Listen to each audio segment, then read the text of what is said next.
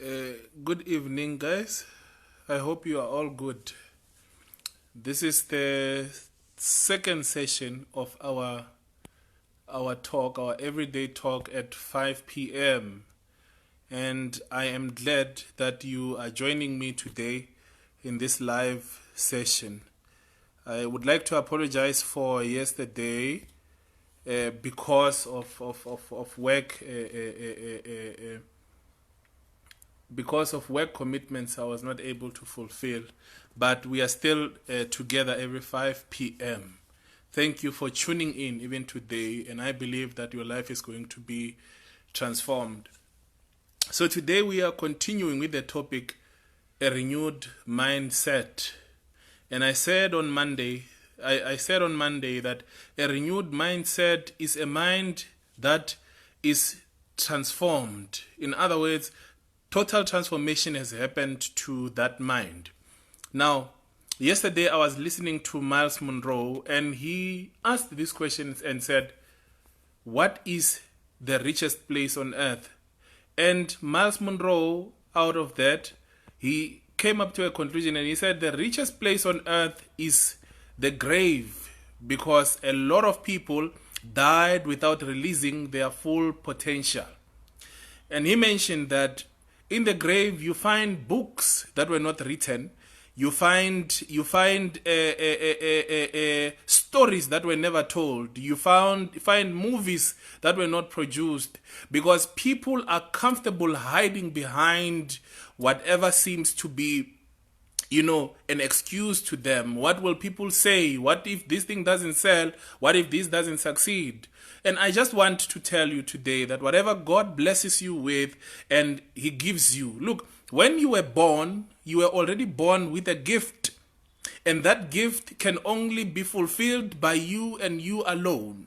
No one can do whatever that God has blessed you with. Now, you can try to be someone else, but you can never be that person. And I just want you to understand that as much as you are here trying to be someone else, there are people who are looking up to you and saying we are missing out on what God has deposited in you as a person. And I just want you to understand that there is too much that you are carrying in the inside of you, in the inner part of your belly. There is that thing that only you, the authenticity is only of you. And if you can do it, only you are going to change and transform people's lives.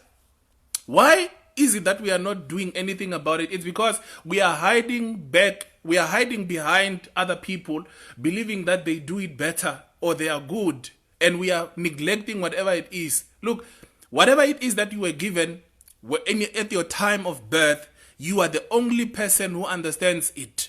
And you need to understand that there is no one else who is going to do your assignment if it's not you.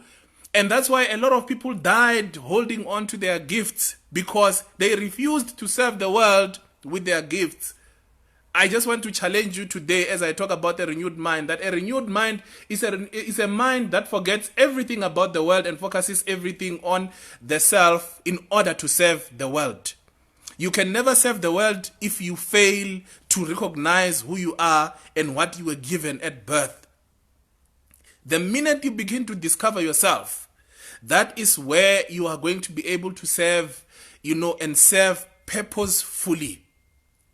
I get worried when I see young people these days trying so hard to imitate other people, and in the process they lose themselves because they tend to feel that someone else can do it better than them. And I just want to assure you that whatever it is that you are having may not look good now, may not look as appetizing now, because you are not doing it. Look, you do it each and every day. Even the greatest basketballers, even the greatest footballers, if they stop training, they are not going to perform. But it does not really mean that they were not born for that. It only means that they need to train and push themselves harder. That's the very same thing as you. The very first day that you do it, it may not be as good as, after you've done it about 10 times. And I just need you to know that the minute you begin to come alive, then the world is going to look for you. And you are going to reveal the perfection of the beauty of the glory of God through that gift that you were given.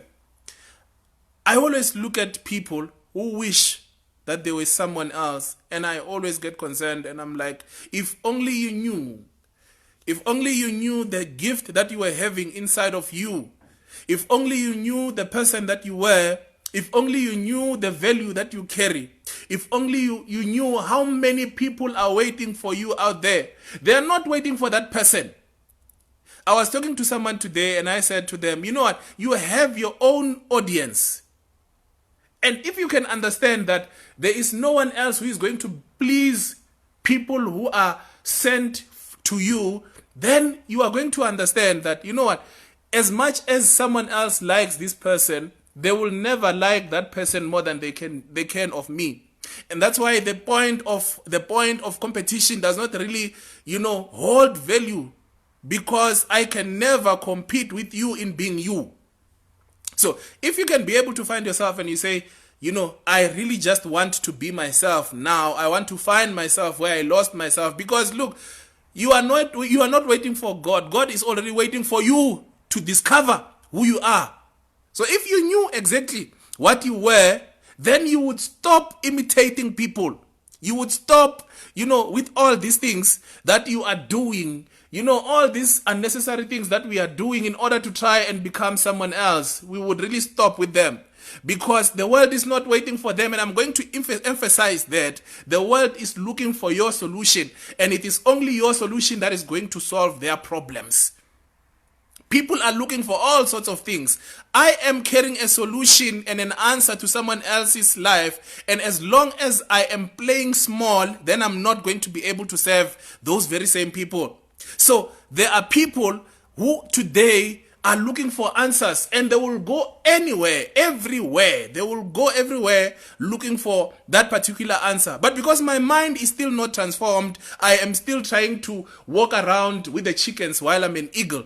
And as a result, I fail to serve the world with my gift, with my talent, with my solution. So now you are sitting back and you are holding back, thinking, no, this person is good because they have money. This one has a degree. No, it has got nothing to do with that. The only person that the world is waiting for is you. And I just want to advise you today to say, don't worry about what people will say. You see, when you start, you may start with a lot of people being on your side and a lot of them deserting you because they don't understand you. But you are not necessarily called for those people who are leaving. If they leave, let them go. Start focusing only on the people who are called for you. And the minute you begin to find your audience, I'm telling you, you will have a continuous following. You'll have people who just want to hear you. And you wonder, you're like, I don't have money, I don't have this and this and this, but people just want to hear you out. So don't despise the days of small beginnings. Why? It's because there's a day where you are going to start. It will not look good. It will not look as if it's that. But that moment when you begin to say, I am following my gift, I'm going to start serving the world because I have found myself and I want to give myself back to the world as a gift to what God has given me. Someone says, what you do with your gift, what you do with your gift is honoring God. And I just want you to understand that you can never please him if you are trying to be someone else. You see, the greatest fall to Lucifer's life was him trying to be like God. He was trying to be like someone. God does not want people who imitate someone else. And I need you to understand that there are some people who are looking from a distance and say, if only I was that guy, if only I was that lady, and you would know your value, then you would stop playing small, because you'd already understand that, there are so many people who just wish to be like me. And you must not use it as a form of pride, but use it as a form of recognition to say, I am carrying something that is a solution to someone else. Who could have thought that a person like Miles Monroe, who was number 6 in 11 kids, was going to impact the world the way he did?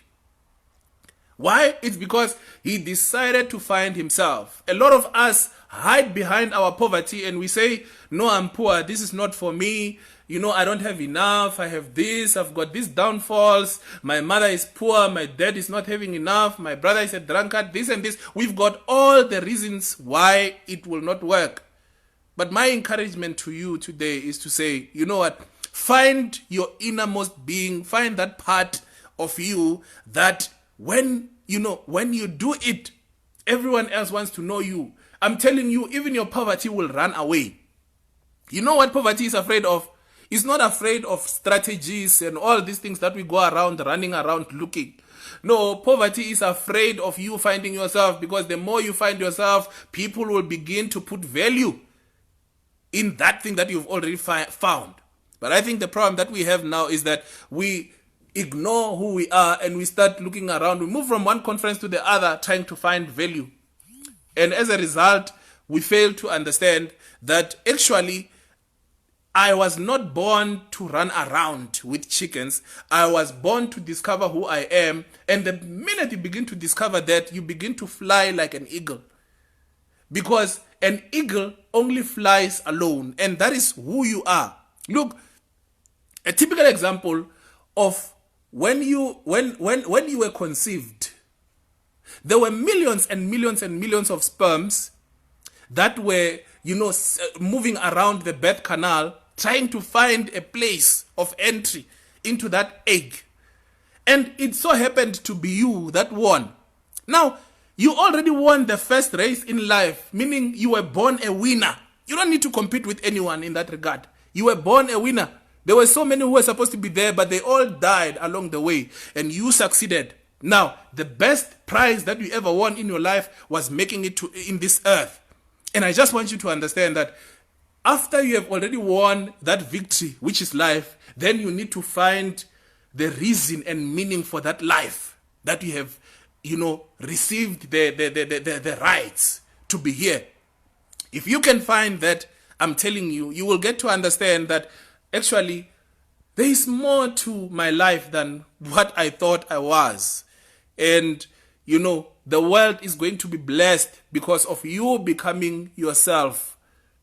The world is not waiting for your brother. It's not waiting for some famous guy somewhere else. No, the world is waiting for you to become you. And as a result, you will see the impact of why you were born. The reason why you will never succeed is because you are trying to be someone else. And I just want you to go and start looking at yourself and you say, you know why? I'm here and I just want to mend my ways. I need to find, where I lost myself. And the minute you begin to find that, I'm telling you, you are going to succeed, because you don't need to practice to be you. You don't need to pay to be you. You don't need even a session to be you. You just find yourself. You just live yourself. I tell you, there are so many people who try to be other people and they never succeed in that. And I tried playing soccer. I realized that it was not my thing. I tried to do this thing and I loved it to a point where they made me a caretaker of that team. And I was watching those things. But I never really got an opportunity. They would give me a chance to play when we were left with 5 minutes to play. But the minute I discovered myself to say this is who I am, I began to excel in life. And, I'm still growing and I'm still perfecting it. And I'm going to do it until I become, called an expert. You can never become an expert in something that you never commit to. Look at your life today and tell yourself that, you know what, I am born for this thing. And you know what? No one else is going to move me, or no one else is going to shake me, or no one else is going to make me tremble in me being who I was born to be. Finally, as I'm about to conclude on today's session, the main lesson for today is for you to understand why you were born. You were born holding your gift, and your gift defines you as a person. If you can be able to understand that, then the imprisonment of being someone else is going to be broken, because you will understand that, I was trapped in another man's skewed or in another man's narrowed view, because I consider that to be life. Now, I just want you to understand that the best version that you can be is to be yourself, and you start excelling in that. Find exactly what you were born to do and begin to do it. As Steve Harvey says it, that I love so much, what is your gift? Your gift is that which you do and you are so good at with the least amount of effort. Because you were born to do that. Hold on to that gift. Make sure that, you take it and you hold on to it and you run with it. And I'm telling you, very soon the world will be looking for you. The world is not looking for imitators. The world is looking for people who have discovered who they are. The world is looking for people who have something to offer to the world. Not to imitate. Because imitators don't succeed. So, I need you to reflect today and say to yourself, look, I've been doing a lot of things because I thought this thing was good for me, but in actual fact, it is not really what I was born to do. And if you can really find exactly what you were born to do, I'm telling you, you will be the most excellent person that everyone is looking for. I think the mistake is you thinking that what that person is doing is what the world is looking for, only to find that, the world is not looking for that. That's why we've got a lot of different sports. And someone likes rugby, the other one is looking for what? And we need people who are going to play in that. So you are still trying to be someone else, and you realize that your legs are not meant to do that. But you are still forcing yourself to be that. You can never serve the world by playing small. And don't ever let someone tell you that you are not good enough to do it. Because the mere fact that you won the race to life when you were conceived that day, it was a signal to tell you that you have got something to give in this world. Don't die with it. Don't become a statistic in the grave to say a lot of people died without bringing solutions to this world. I so wish to hear what other people died without saying. The poetry that was supposed to be written, the movies that were supposed to be acted, the songs that were supposed to be sang, because people thought they were not good enough. And they decided to ignore it. And they looked at someone and said, that one sings better. Who is going to listen? You were supposed to come with your own genre. But because you decided not to do it, then, you know what? You realize later that, time does not allow anymore. Give it your all and you will see exactly that the world does not need small people. The world needs people who have discovered themselves. To those who joined later, thank you very much. You can check the whole message from the start. I'm going to post it down. So tomorrow we are doing part 3 of this message. I just want to apologize for these days where I'm not because of work commitments. But I will try and post videos on those days where I'm not able to meet you halfway. And I believe, thank you for being my audience, you guys. I really appreciate all of you.